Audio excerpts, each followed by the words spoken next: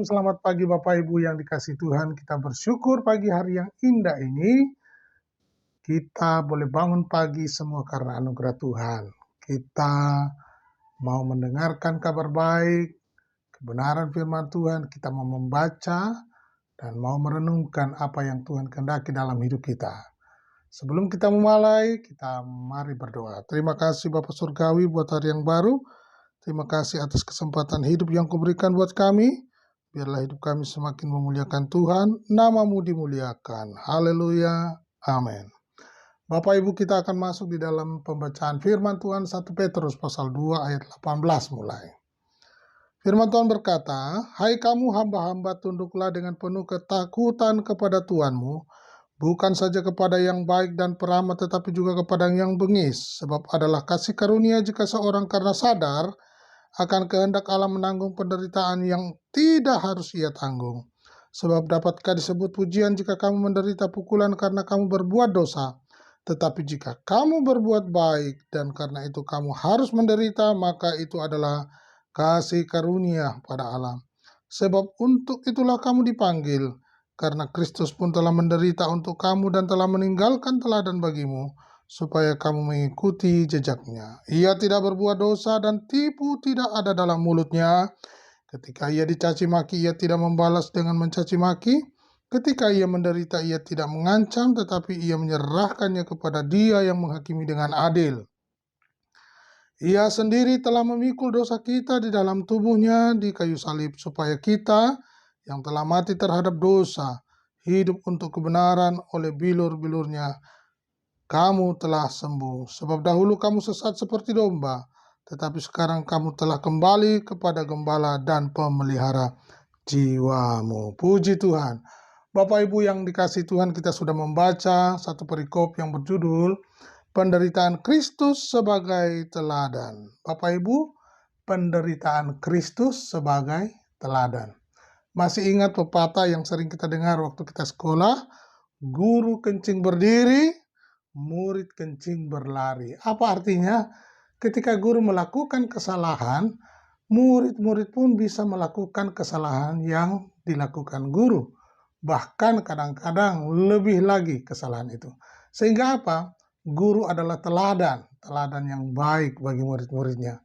Jadi kalau dia guru, dia bisa menghasilkan murid yang bisa menjadi guru, bisa menjadi dosen, bisa menjadi pengajar, bahkan bisa menjadi orang ilmuwan lebih lagi. Nah, Bapak Ibu yang dikasihi Tuhan, melalui pembacaan kita pagi hari ini, apa yang menjadi teladan? Siapa yang menjadi teladan? Kristus.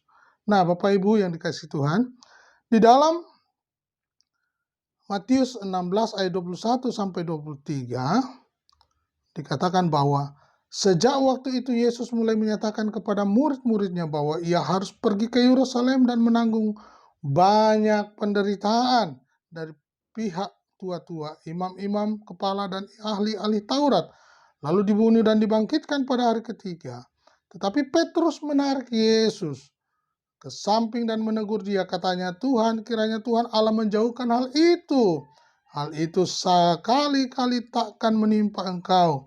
Maka Yesus berpaling dan berkata kepada Petrus, "Enyahlah, iblis, engkau suatu batu sandungan bagiku, sebab engkau bukan memikirkan apa yang dipikirkan Allah, melainkan apa yang dipikirkan manusia."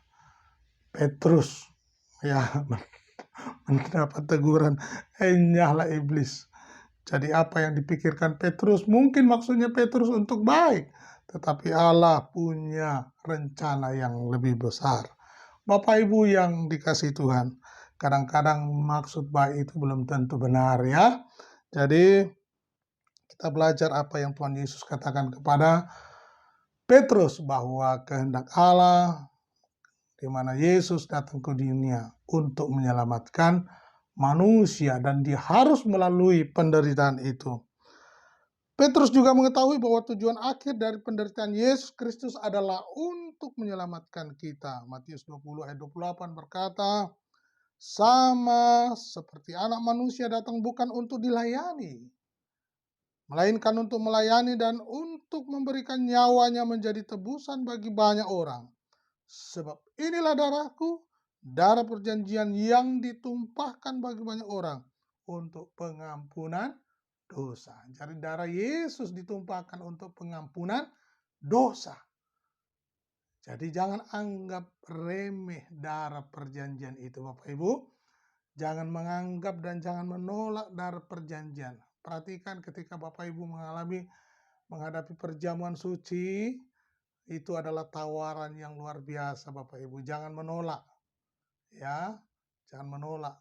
Dan sebelumnya, minta ampun kepada Tuhan apa yang menjadi persoalan Bapak Ibu untuk menghadapi perjamuan suci. Hari ini, ibadah minggu, biarlah setiap dimanapun kita berada, hormatilah perjamuan itu. Kenapa? Darah perjanjian ditumpahkan bagi banyak orang untuk pengampunan dosa. Ya. Nah, Bapak Ibu yang dikasihi Tuhan. Jadi siapa yang memutuskan untuk menjadi pengikut Yesus, dikatakan ia harus mempersiapkan dirinya untuk menderita. Jadi ingat sekali lagi, mengikut Yesus harus siap menderita. Ya, Markus 8 ayat 34-35 berkata, lalu Yesus memanggil orang banyak dan murid-muridnya dan berkata kepada mereka, setiap orang yang mau mengikut aku, ia harus menyangkal dirinya, memikul salibnya dan mengikut aku. Karena siapa yang mau menyelamatkan nyawanya, ia akan kehilangan nyawanya.